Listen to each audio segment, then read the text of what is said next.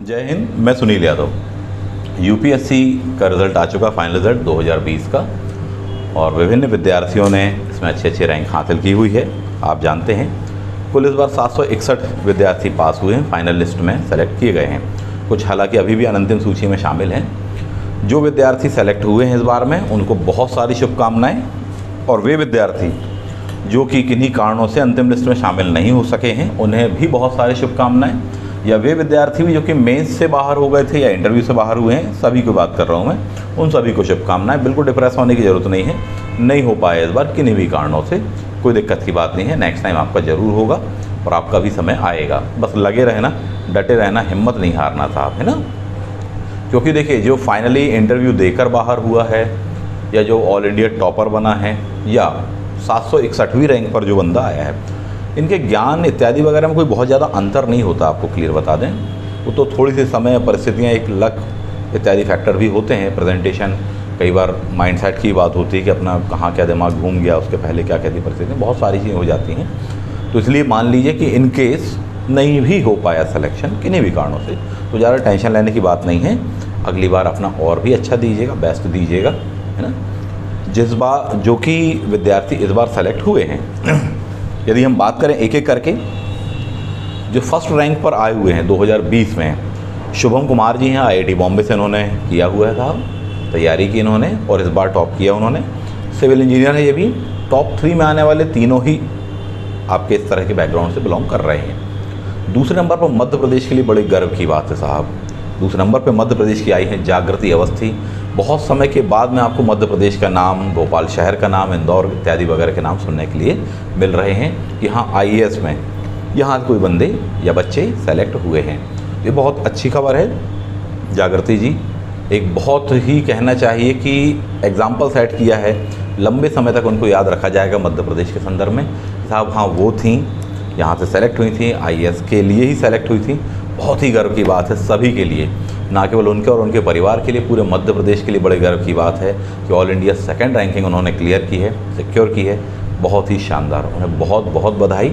क्योंकि मध्य प्रदेश बाकी राज्यों की अपेक्षा थोड़ी सा पिछड़ा गिना जाता है संसाधनों के कारण या अन्य चीज़ों के कारण भी। अपन देखें, यहाँ से जब ऐसे क्षेत्रों से निकल कर विद्यार्थी आते हैं, तो ना केवल वो खुद का कैरियर बहुत अच्छा बनाते हैं, खुद का भविष्य तो उज्ज्वल बनाते ही बनाते हैं, बल्कि जो अन्य भी विद्यार्थी उनसे बहुत प्रेरणा प्राप्त करते हैं। ये बहुत ही शानदार रिजल्ट रहा है मध्य प्रदेश के संदर्भ में। यदि हम देखें तो इसके पहले भी बहुत से विद्यार्थी रहे हैं।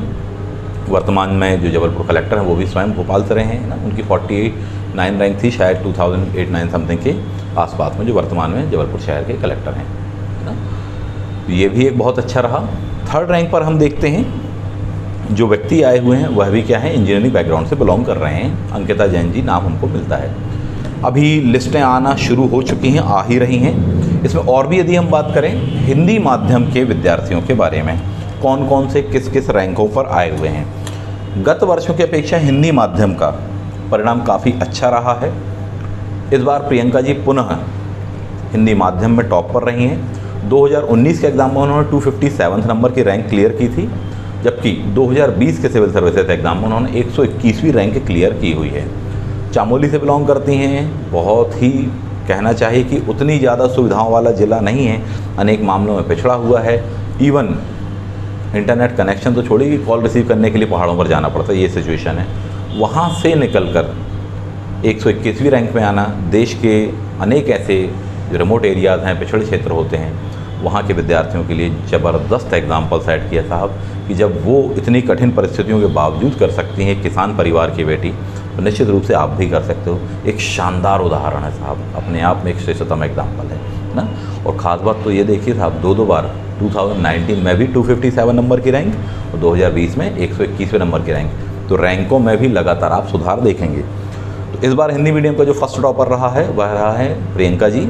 121 नंबर की जो रैंक है उसमें आप आई हैं। उसके बाद में हमको नाम मिलता है सुनील कुमार जी का।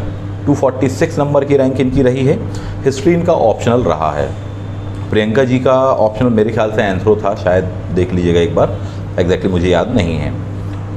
सुनील कुमार जी 246वें रैंक आए हैं, यानी 121वें के बाद में अगला जो हिंदी मीडियम का नंबर है वो 246 है।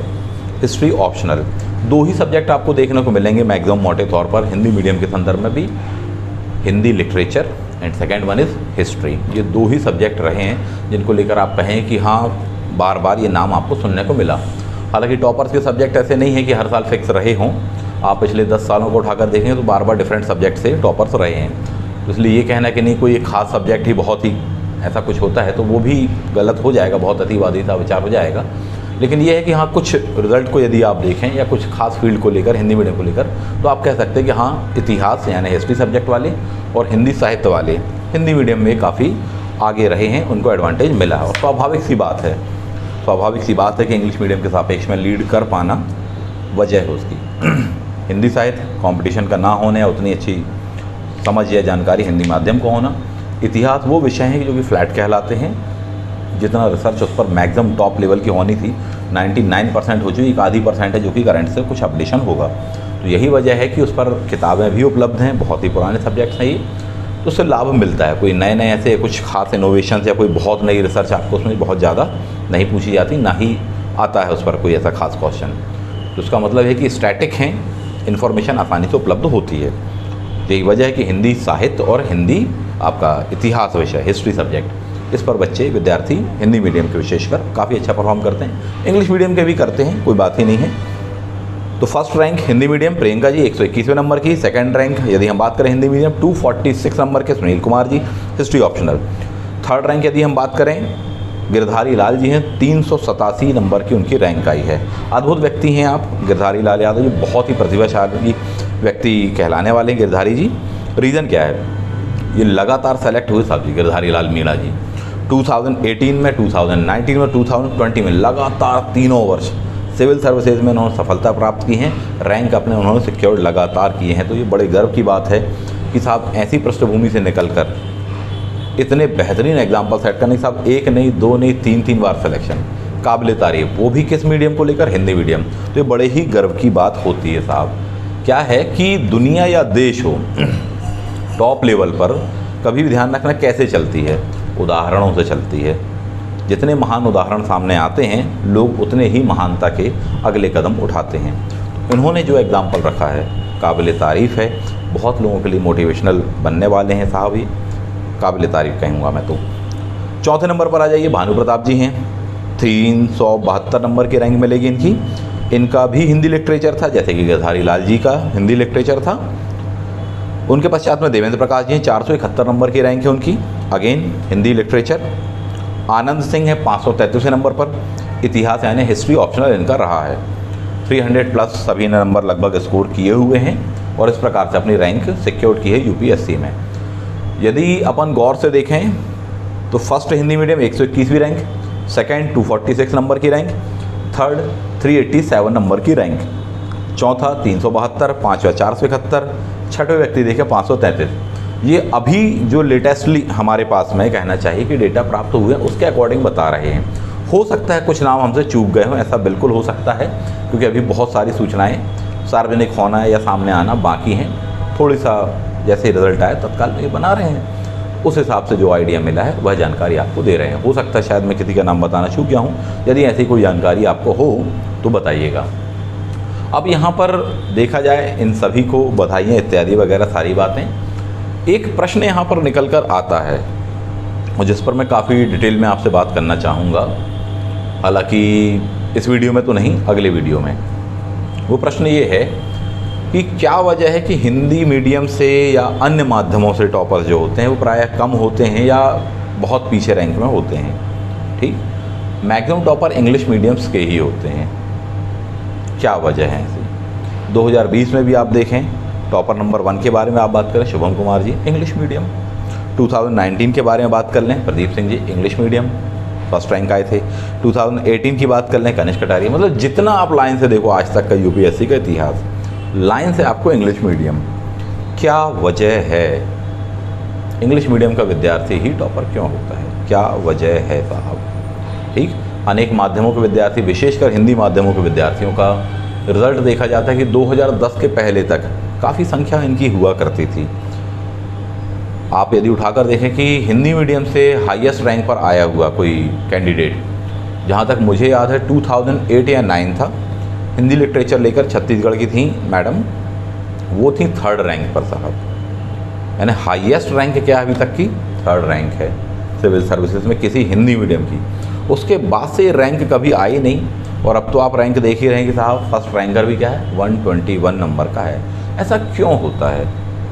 तो इन विषयों पर मैं आपसे डिटेल में चर्चा करना चाहूँगा।